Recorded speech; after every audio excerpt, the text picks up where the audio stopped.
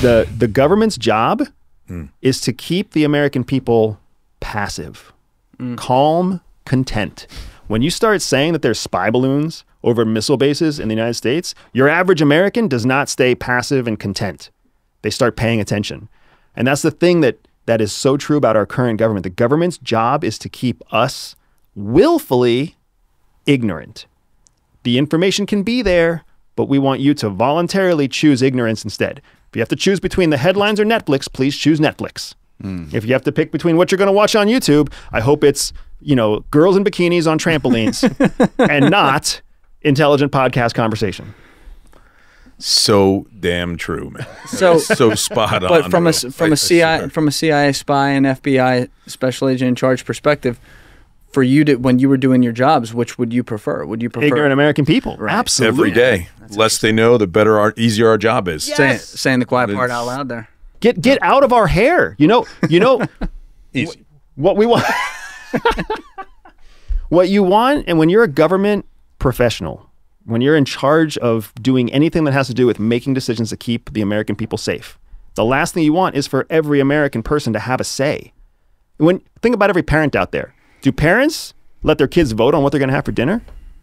No. Right, but you're saying that the United States is our parents and we're their children. That's not what I'm saying. That's how the structure is built.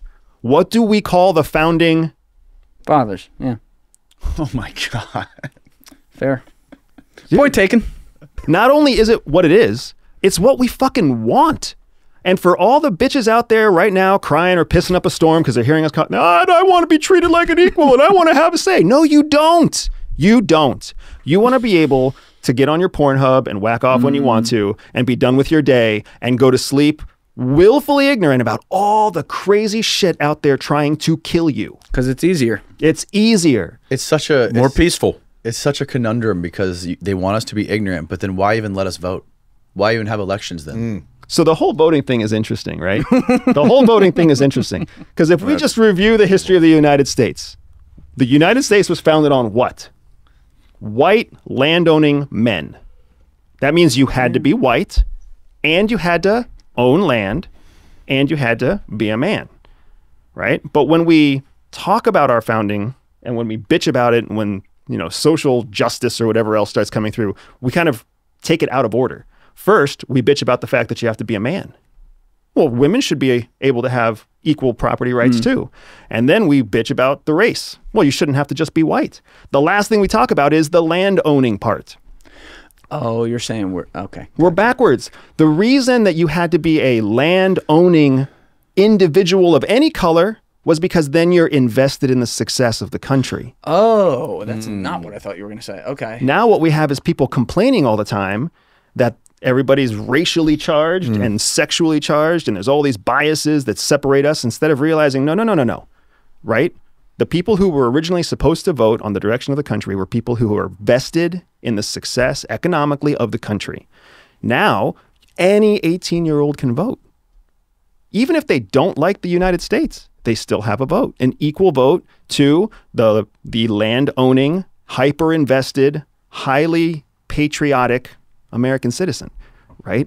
That's what's happened. And part of that mutation happened through our growth and our evolution through civil rights and through women's rights and everything else. But it also happened during Vietnam.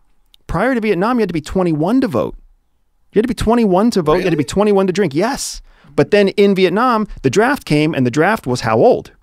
18. Yeah. If you can die for your country, you should be able to vote and get a drink. So they changed the laws in multiple states so that people could vote younger and drink younger during the period of the draft. And then when the draft ended, some states went back and some laws did not. And that's how we made it so that 18-year-olds now, who are cognitively, biologically not of sound mind, right? Your cognitive brain has not matured by the time you're 18, but you have a vote in what the direction of the country is. Yeah, and you are conditioned for whoever people are listening to that day. In what's family, in your algorithm. And what's in your algorithm. Yep. You know, it's interesting. It's still on military posts, and I'm probably going to get a letter from the superintendent at West Point. But if you are on a military post and you're 18, guess what? You can have a drink there. Now they don't encourage it, but okay, all you cadets up there that are 21 and under, you're welcome, and you owe me one. But yeah, that's still the way. It's still the way. So, my point is just what Andy said. You're conditioned as an 18-year-old. First off, you have the right and are encouraged to vote.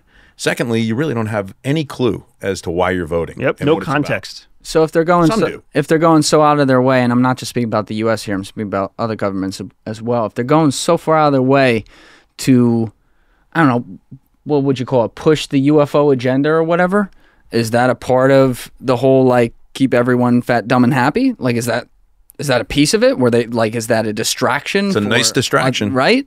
Yeah. Just follow the correlation between liberal politics and the UFO narrative.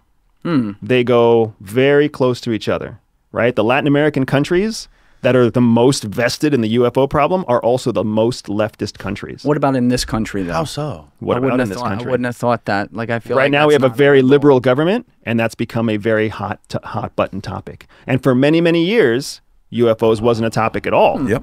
And then we started having more and more divide, more and more left and right extremist points of view in our politics. And now at our most divisive point, we have UFO becomes a mainstream topic. Got it. Right? Now, why? I don't know why. All I'm saying is if you follow the data, you can see the correlation between Chile, between Mexico, between Brazil, the United States now, right? Even in Europe, the same way, right? France. They're the countries that care the most about these topics tend to also be more left-leaning. One of the things that I wonder is it's because left-leaning governments are trying to appease the masses. The masses are interested in what other life is in the universe. So They are now. Yeah. they This were is- before. They this goes- always were. This goes to what you were saying last night at dinner when you almost ripped Julian's head off. That was hilarious. That was awesome. What Wish was, I had what that was on the video. point you were making? You were talking about the difference between Trump and Obama and how they communicate to the masses. Yeah, so and this is just I'm glad that your head You is weren't still ripping my intact. head. I was loving it. It was fucking great. It was incredible. I was like, where are the cameras and the mics? I know. So it goes back to our conversation. It goes back to the topic about government is supposed to be a parent, right? If all government, all democracies, authoritative governments, dictatorships, they're all the parent-child relationship. It's just a different kind of parent. Like your dictator is your abusive parent, Yes. right? Your toxically masculine parent. And then you've got some like liberal democracies that are like the touchy-feely hippie mom, but it's still parent-child. Let me cultivate you. Let me raise you. Let me tell you what's right. Let me tell you what's wrong. Let me punish you if you step out of bounds. It's all for your best interest. It hurts me more than it hurts you. That's the fucking relationship, man. Now, during the Obama years, Obama successfully passed this narrative to the American people that the government was trying to do the right thing. We're going to contribute to the global civilization. We're going to be global citizens. We're going to try and help our peers, and we're going to invest in human aid or humanitarian aid and all this other stuff all over the world. Meanwhile, he's signing executive orders and using covert action to kill more people than any other president ever in history. But he kept a barrier between the two. That's like when mom and dad shut the door to have an argument in the bedroom while you guys are watching Netflix. Right. That was the Obama administration. That was largely like the predominant political view of how career politicians manage the White House. Yep.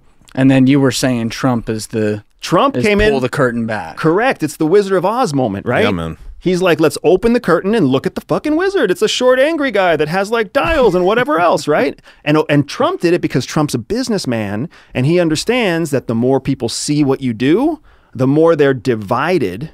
And when people divide in the terms of business, that's a good thing because you want to subdivide your audience because then that makes people super faithful and super resistant. And what's Trump's famous marketing quote? All press It's good press. Yep.